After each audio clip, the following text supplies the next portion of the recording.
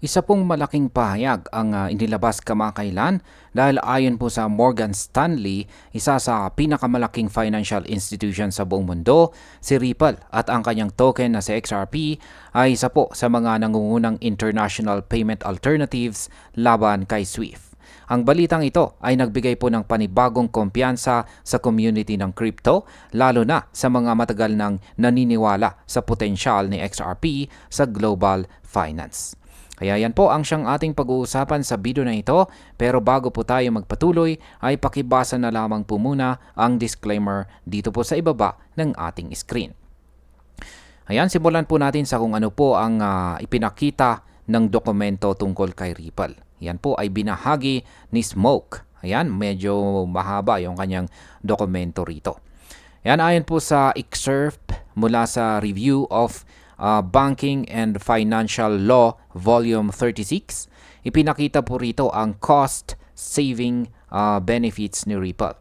Sinabi na ang mga bangko na gagamit po ng Ripple ay makakatipid ng hanggang 60% sa ilang klase ng bayarin para sa kanilang mga transactions. Malaking bagay ito dahil mas maraming pera ang natitira para sa mga recipients ng remittance matapos mabawasan ang processing fees. Kaya sa market impact, ang ganitong uri po ng efficiency ay nakakapagpalakas ng case para kay XRP bilang isang mas murang paraan ng cross-border payments. Kapag mas marami pong bangko ang makapansin nito, posibleng magdulot ito ng mas mataas na adoption at pagtaas ng presyo ni XRP. Ngayon ay paano po nakikita si Ripple kumpara kay SWIFT? Sa dokumentong ito, malinaw na sinasabi na ang distributed ledger technology ni Ripple ay maaring maging alternatibo sa traditional na sistema ng SWIFT. Ayon po sa Morgan Stanley, ang paggamit po ng Ripple ay kayang paikliin ang settlement period, pabilisin ang transaction at bawasan ang risk ng fraud. Kaya sa market impact, kung mas marami po ang makumbinsi na si Ripple ay mas ligtas at mas mabilis, posibleng lumipat ang ilang financial institutions papunta sa kaniyang sistema. Ito po ay maaring magdulot ng malaking pagtaas ng demand kay XRP na ginagamit bilang liquidity bridge. Ano naman ang kahulugan nito para kay XRP? Ang pahayag po na ito mula sa isang higanting institution tulad po ng Morgan Stanley ay nagpapakita na hindi na lamang maliit na project ang turing kay Ripple. Sa halip nakikita na siya bilang seryosong player na kayang baguhin ang global payments.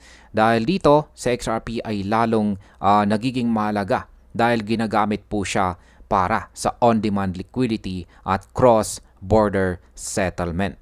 Sa market impact, ang ganitong endorsement mula po sa mainstream finance ay nagdadagdag ng credibility kay XRP.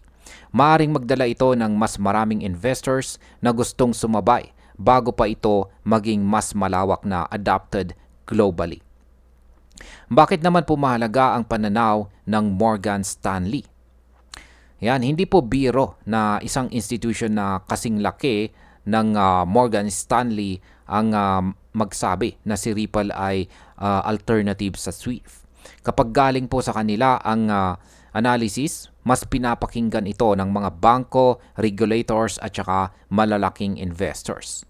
Kaya ang kanilang opinion ay may bigat at pwedeng maging daan para mas mabilis ang adoption ni Ripple, ang adoption po ng Ripple solutions sa iba't ibang parte ng mundo.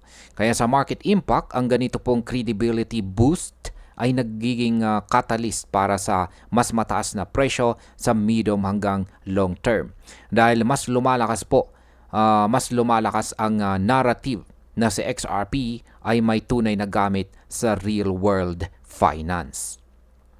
Yan, at bilang panghuli, para sa akin, ang balitang ito ay napakalaking hakbang para kay Ripple at XRP. Ang endorsement mula sa Morgan Stanley ay parang official seal na nagsasabing may malaking papel na kayang gampanan si XRP sa global payments. Habang patuloy po ang laban sa pagitan ng traditional na SWIFT at mga bagong blockchain solutions tulad po ng Ripple, mas nagiging malinaw na hindi na kayang baliwalain ang potensyal ni XRP. Ngunit dapat po nating tandaan, kahit may ganitong kumpirmasyon, mahalaga pa rin po ang tamang timing sa market, lalo na kung tinitignan natin ang resistance levels at saka trading volume po niya ngayon. At ayun, hanggang dito na lamang po tayo sa video na ito mga ka-crypto. Marami pong salamat sa panunood, ingat po tayo lagi at God bless po sa ating lahat.